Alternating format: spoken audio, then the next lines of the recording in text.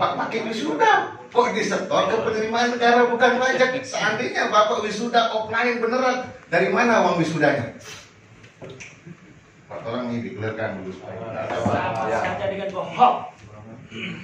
Ini bingung juga saya tadi, kok ada penerimaan negara bukan pajak, terus menariknya dari mahasiswa.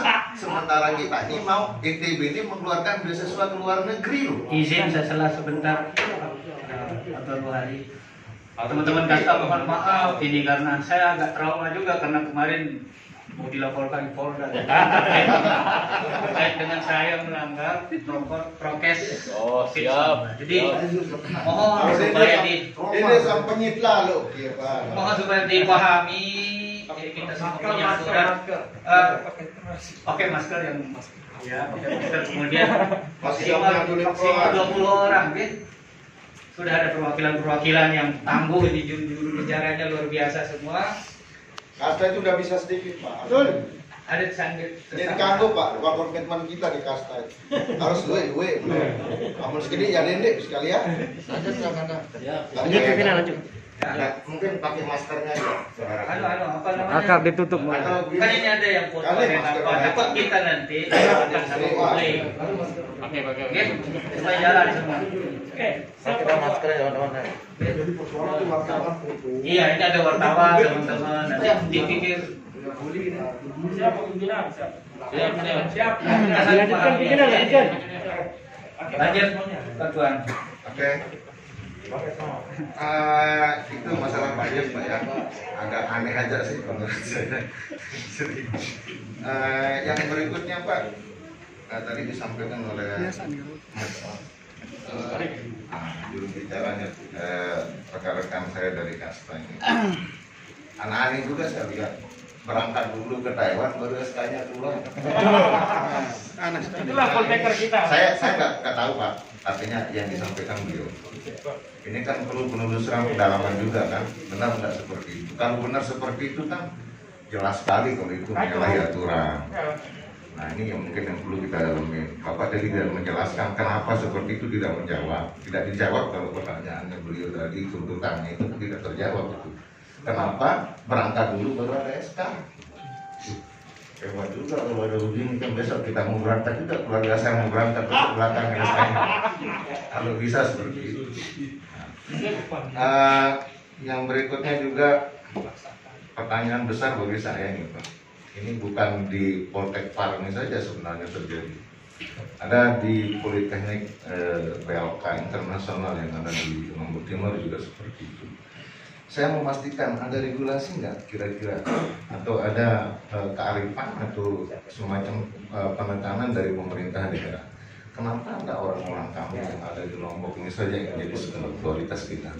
BLK di internasional yang ada di Lombok Timur juga kejadiannya seperti itu, Pak. Begitu diterima orang berangkat ke kapal pesiar, ke Jepang, ke luar negeri, yang artinya kita juga punya potensi yang luar biasa sebenarnya kalau memang benar-benar mau dibina. Pertanyaannya adalah benar nggak kita mau dibina?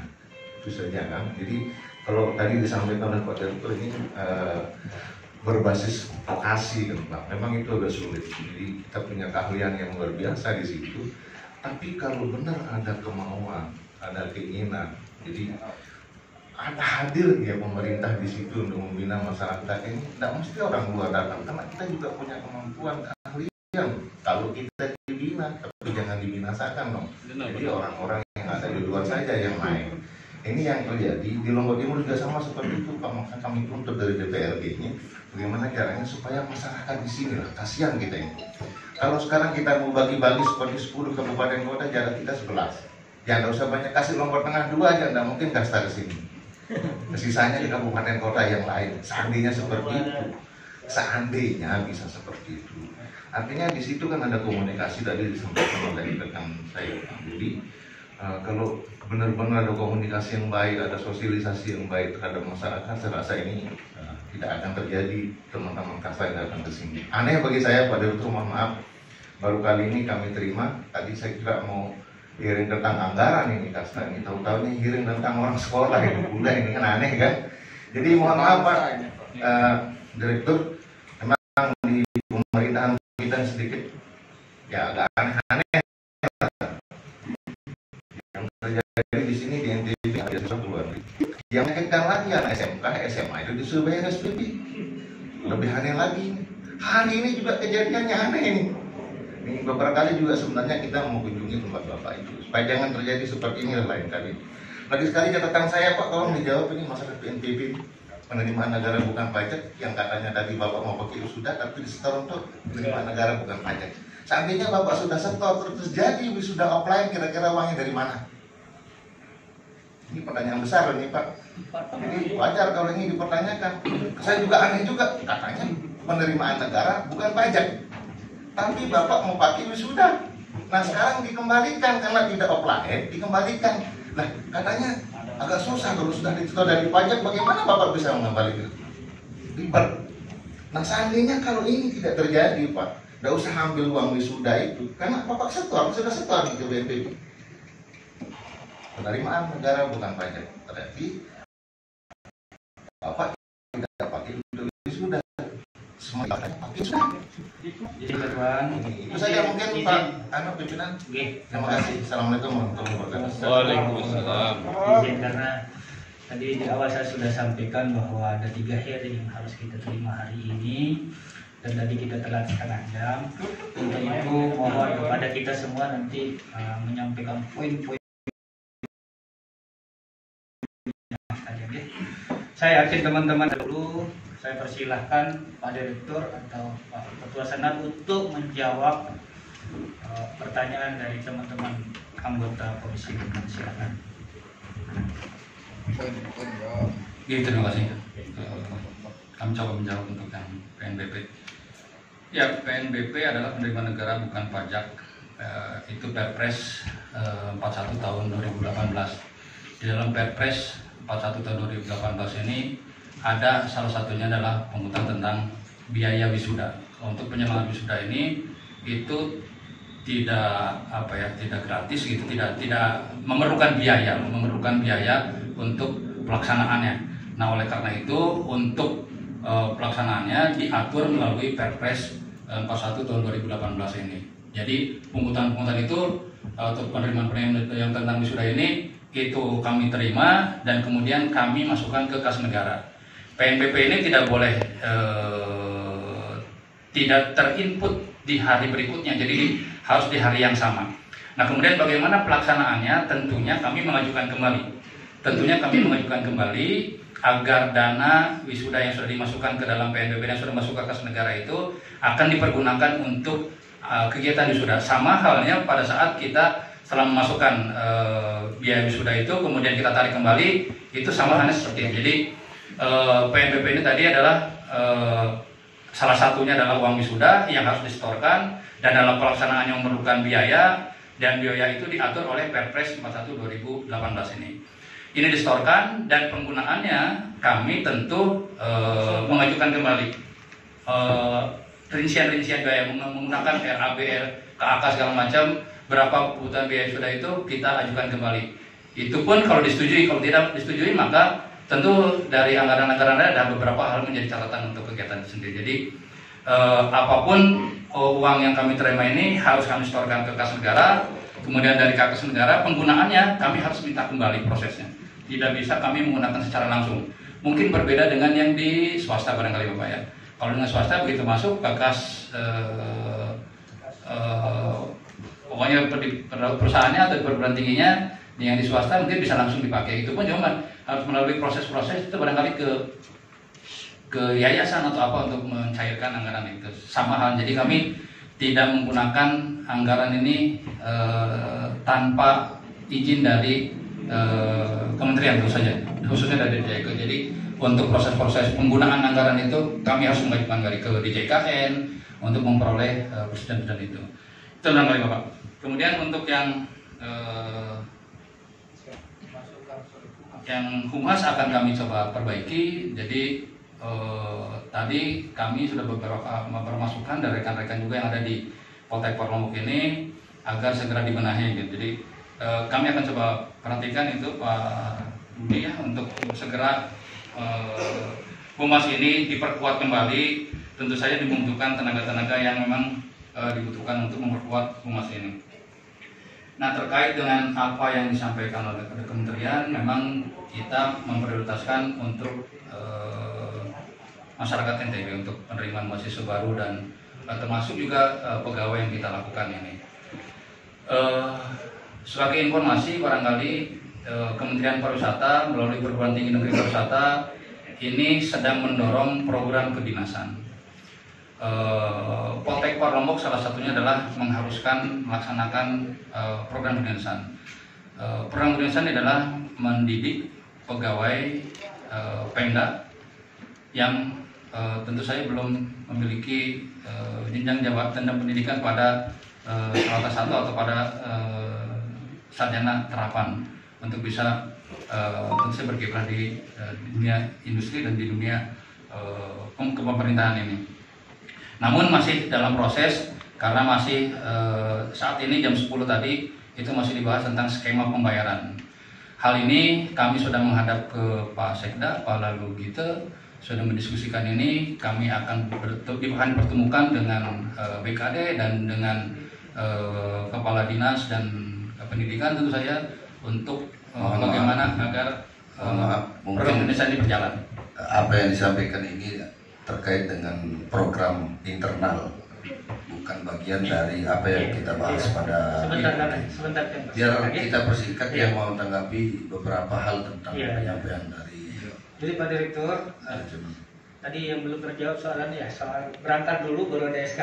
Intinya saja. Baik, untuk itu mohon maaf, Pak Pur, saya tidak tahu persis. Saya akan coba tidak lihat kembali karena saya baru masuk di Desember 2020. Izin, mohon maaf. Baik, mungkin Pak Lalu mungkin mengetahui kondisinya. Oh, kalau begitu pulang aja, kalau kita ada yang tahu percuma. Iya, sama. Iya, jadi itu menjadi PR yang harus dijawab ya. Ada tambahan, tapi poin-poinnya gitu. Karena teman-teman IKPEXI sudah ada. Terima kasih atas tanggapannya. Dan ada yang saya lupakan tadi. Sesudah wisudanya gratis, setiap wisudawan itu kita berikan toga gratis. Itu kalau dihitung yang tadinya harus dibayar oleh yang 1,5 juta itu. Nah, tetapi yang 1,5 juta dikembalikan, sudah diberikan lagi toga dan selempang itu nilainya 450 kira-kira segitu. Nah, adapun kenapa disuruhnya di situ? Jumlah mahasiswa yang kita wisuda pada Desember 2020 yang lalu adalah 314 orang.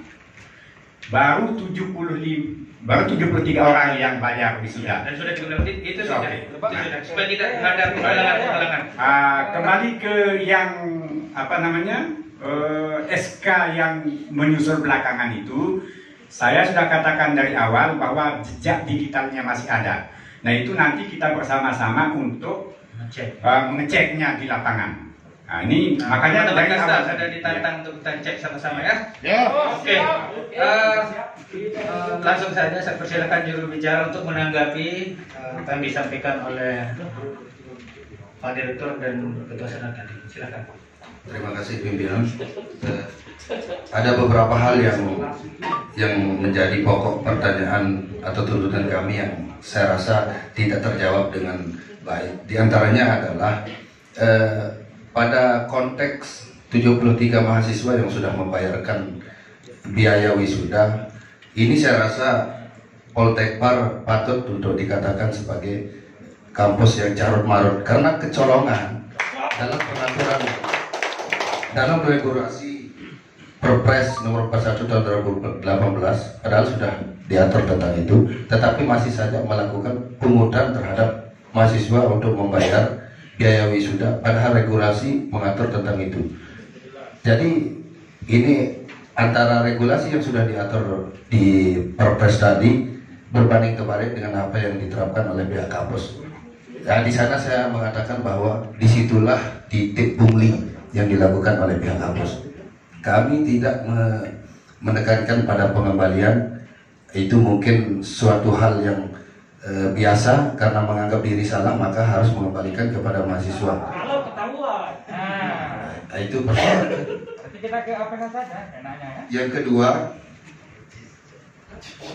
terkait masalah manipulasi data tadi, bisa kita bandingkan nanti antara data Bapak dengan data yang ada di kami, yaitu terkait satu tadi pemberangkatan 11 orang ke Taiwan tersebut itu adalah merupakan pegawai yang ada di lingkup Poltekpar. Akan tetapi bisa kita cek sesuai fakta dan data bahwa ada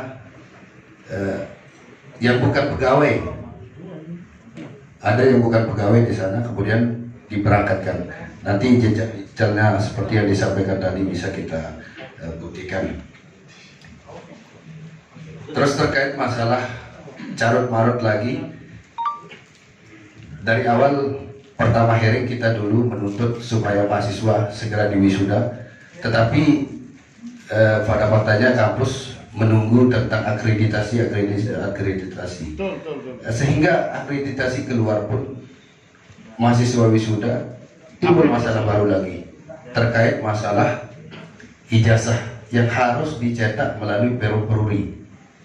Ini tentu seperti yang saya sampaikan, berarti wisuda yang dilakukan oleh Poltekpar terhadap mahasiswa itu hanya formalitas, hanya untuk menutupi tuntutan mahasiswa karena menunggu terlalu lama untuk dilakukan wisuda.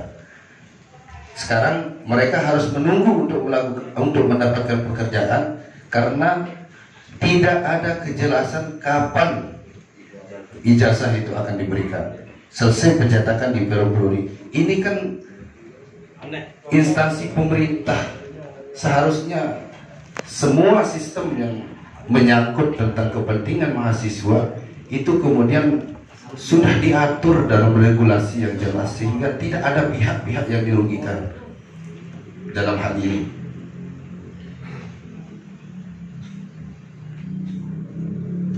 Mungkin untuk yang terakhir, untuk pengangkatan karyawan yang tadi vokasi, sepakat apa yang tadi disampaikan oleh Kaduan terkait masalah putra daerah. Kalau memang hajatan niatan dari Poltekpar ini untuk mengangkat derajat harkat masyarakat, khususnya di Lombok, umumnya di NTB, tentu akan ada pelatihan-pelatihan SDM dan lain sebagainya, pengembangan SDM yang dilakukan oleh pihak kampus. Tetapi selama ini tidak. Mereka justru mendatangkan orang-orangnya sendiri, kita katakan orang-orangnya sendiri karena itu aja. Mereka datangkan tanpa ada satupun upaya-upaya pengembangan yang dilakukan oleh Poltekpar terhadap SDM yang ada di wilayah Lombok. Mungkin itu saja. Sebagai penutup, kami memegang SK tentang pengangkatan pegawai yang ada di lingkup Poltekpar. Bisa kita buktikan nanti persentase berapa warga Lombok yang Bapak pekerjakan di sana dan berapa orang luar yang kemudian menjabat strategis di sana. Terima kasih. Assalamualaikum warahmatullahi wabarakatuh. Izin saya jujur nanti fotokopi SK disampaikannya. Jadi sepakat bahwa di Poltekpar Lombok ada beberapa persoalan yang kemudian menjadi juga bahan kami Komisi 5 nanti menindaklanjuti. Kan teman-teman ya? Ya, tapi mau maju kalaupun memang perguruan tinggi bukan menjadi kewenangan pemerintah provinsi, tetapi karena keberadaannya ada di Provinsi Nusa Tenggara Barat, maka menjadi kewajiban bagi setiap kampus, bagi setiap perguruan tinggi yang ada di Nusa Tenggara Barat ini berkoordinasi dengan kita. Baik, ada hal yang perlu disampaikan? Ya, teman-teman kasta nanti yang manajemen lama. Iya. Kesalahan ini. Iya. Ada lanjut lagi. Baik, jadi saya kira mungkin sedikit pimpinan supaya dijawab tuntas terkait masalah ijazah tadi. Kapan sebenarnya mahasiswa mau diberikan ijazah? Karena begini, Pak. Jangan digantung. Di NTB sekarang, khususnya di Lombok Tengah itu kita sedang percepatan pembangunan dalam rangka penunjang pariwisata. Salah satunya adalah MotoGP. Tentu itu akan dibarengi dengan beberapa hotel yang membutuhkan karyawan tenaga kerja yang berasal dari orang-orang yang berkompeten di bidang ini. Tentu itu adalah mahasiswa yang hasil dari Poltekad. Tetapi pekerjaan yang di depan mata ini kemudian tidak bisa diraih karena tidak ada kejelasan tadi. Maka untuk itu kami minta hari ini, seperti yang pernah hearing kita lakukan, ada kejelasan waktu kapan ijazah itu diberikan kepada mahasiswa. Terima kasih pimpinan. Atau begini, kenapa harus dicetak di tempat percetakan yang dimaksud tadi? Apakah bisa tidak sementara dulu ada surat apakah namanya untuk teman-teman yang sudah wisuda ini menggunakan itu untuk melamar pekerjaan? Ayo, silakan jawab. Sebelum dijawab, sekali-kali ada kaitannya. Dijawab. Izin pimpinan. Ya, saya mau nambahkan saja. Terkait dengan ijazah Pak Direktur, ini kan dari segi bangunan ya, fisik di situ tuh luar biasa, hampir mengalami mineral fisiknya. Tapi di segi SDM kayaknya karena ini tidak mampu ya saya lihat. Masa orang wisuda tidak dipersiapkan dari dulu, kan tahu anak buahnya yang wisuda tidak dipersiapkan ijazah lebih dulu. Pas menurut saya, jangan kelihatan dari fisiknya dalam isinya kosong, pas menurut saya Pak. Mungkin seharusnya jauh hari sebelumnya sudah dipersiapkan. Tapi saudaraku yang saya hormati, yang saya banggakan dari Kasta, mungkin sinyal carut marutnya Poltekad Lombok ini sudah terendus oleh kementerian, oleh Pak Menteri. Nah, sehingga sekarang ini ada pemimpin baru. Nah, harapan kita sekarang tidak terjadi seperti yang lewat-lewat, Pak. Jangan sampai lagi teman-teman Kasta ini datang ke sini, wah, bukan malu kita ini. Masa Kasta mau datang demo untuk kampus kan daerah. Maksud saya sekali lagi Pak, mungkin terkait dengan disampaikan juga tadi, jangan sampai memperlibi 2021 gara-gara ijazah nggak ada, terus anak-anak ini jadi terbengkalai. Pertama Pak, demi Allah saya akan tuntut Bapak dan Saudara.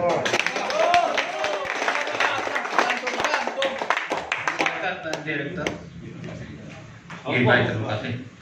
Baik, untuk ijazah ini kita akan upayakan secepatnya, paling tidak saya tidak mau menjanjikan ya, takut salah juga. Bulan Maret ini sudah selesai gitu. Di bulan Maret ini mudah-mudahan ya Bapak Ibu Bapak semuanya proses ini berjalan dengan baik, karena sudah definit nih, sudah terakhir koreksinya, mudah-mudahan tidak ada lagi kesalahan dalam koreksi. Apa kendalanya kok bisa lama ijazah itu? Kalau UNRWA misalnya dia bisa cetak 1 hari aja selesai aja. Apakah mesti harus melalui teori? Bayangkan saja yang kita kan, kalau hanya untuk mengejar keindahan, saya pikir percetakan di kita banyak minat cetakan yang ada di Gentleman. Kita punya percetakan juga yang bisa cetak seperti apa yang Bapak mau itu bisa. Banyak. Maksud saya begini Pak, penjelasannya yang rasional. Kalau hanya persoalan ijazah sih begini cetak, kasih ke saya mana yang contohnya. Ya, tetapi adakah kendala-kendala lain? Kalau hanya percetakan, aduh Pak, kalau percetakan itu semua bisa sekarang Pak. Mau model foto kayak apa bisa kita buat sekarang. Ya, itu maksudnya pertama-tama itu loh, supaya jelas Pak, supaya jangan jadi bulan-bulanan lagi gitu. Karena ini manajemen baru, manajemen yang fresh, yang sudah tahu akar persoalannya, Bapak ditempatkan di situ, supaya bisa mengatasi persoalan ini gitu. Betul. Jangan gitu. Jangan sampai kemudian karena peruri, lalu ini menghambat semuanya gitu. Padahal peruri bukan satu-satunya percetakan. Kita punya Pak. Saya bisa kasih diskon 30% Bapak. Tapi maksud saya begitu untuk mempercepat kalau hanya itu persoalannya. Tapi ada persoalan lain kan di dalam situ. Ya, silakan dijawab. Gunakan saja kesalahan. Terima kasih banyak Pak. Jujur saja lah. Apa kendalanya? Ya, mohon maaf, saya tidak mengetahui secara keseluruhan kenapa. Tapi dari apa yang bisa saya tangkap, kondisinya adalah kenapa harus ke Peruri itu dikarenakan kertas dari Peruri ini terjamin. Ada pelindung-pelindung semacam uang kan ada jadi tidak bisa dipalsukan begitu. Kondisinya ada highlight begitu. Jadi mungkin itu yang mungkin bisa saya sampaikan. Bangsa yang perlu Pak. Kertas memang harus yang berkualitas supaya tidak bisa diduplikasi oleh orang-orang yang tidak bertanggung jawab kepada ijazah yang kita keluarkan atau kami keluarkan. Bukan hanya di sini di Makassar, di sana juga menggunakan Baik, mungkin niatnya bagus, tetapi maksud saya begini, hakikat dari ijazah itu kan bagaimana kemudian kita bisa menggunakan untuk keperluan kita mencari kerja di TUDI kan gitu. Nah, ada nggak semacam mungkin surat keterangan yang dicap oleh sebelum yang dari keindahan yang terbit, ada semacam surat keterangan yang dibuat untuk para wisuda diberikan. Kalau ini terkendala, itu kan terkendala itu kemudian bisa dilakukan. Tapi makanya kalau kita berbicara tentang palsu misalnya Pak, ini kan kita sudah punya lama jasa. Contoh misalnya, untuk melihat itu palsu atau tidak palsu, tidak perlu dengan dosen Pak. Kan contoh sebagai KPU konfirmasi langsung di tempat yang bersangkutan. Benar tidak yang bersangkutan di nomor induknya di situ ada? Kalau bicara palsu lagi uang, sudah Pak. Nah, itu menurut saya Pak. Kalau kami rekomendasikan dan teman-teman pasti setuju ini, jangan sampai kemudian birokrasi itu hambat kemudian proses dalam pelaksanaan mereka gitu. Karena itu kalau boleh Pak mengizinkan, Komisi 5 merekomendasikan untuk kemudian jangan ke Peruri lah misalnya untuk mempercepat proses ini. Kita berbicara palsu mau masuk kalau saat ini sulit Pak. Kenapa? Karena nanti kan konfirmasi kepada direktur. Pak Direktur, betulkah si mahasiswa ini ada di sini kan? Ada nama hidupnya di sana gitu. Walaupun ininya enggak sehebat seperti Peruri kan seperti itu. Seperti itu maksudnya Pak. Terima kasih. Supaya sejalan dengan semangat gercep gaspol. Kan ini tidak sejalan kalau ini. akan kami Terakhir, sebentar sedikit saja. Sekarang ini Pak nggak bisa dipalsukan. Bapak punya barcode kok. Jangan ijazah Pak. Sertifikat kita pungut-pungut aja sekarang ada barcode. Kalau barcode sesuai orang itu langsung masuk penjara kan. Langsung bisa ditangkap. Barcode lama kali ada jasa dicetak kertas ini bisa. Ijazah pakai kertas ini bisa. Pakai ABS biasa aja. Tapi barcode-nya nggak bisa dipalsukan. Sudah ada kode di situ. Siapapun nggak bisa. Kalau berbicara masalah palsu. Jadi saya sampaikan, saya dukung katanya Pak Budi tadi. Kalau bisa Pak batalin aja Peruri itu. Jangan saya tahu Baik. Saya sudah bisa. Iya baik. Jadi sedikit. Jangan sedikit sini. Kan sudah ada, kita sepakati sudah ada juru bicara dan alhamdulillah kelihatannya persoalannya sudah merah kan gitu.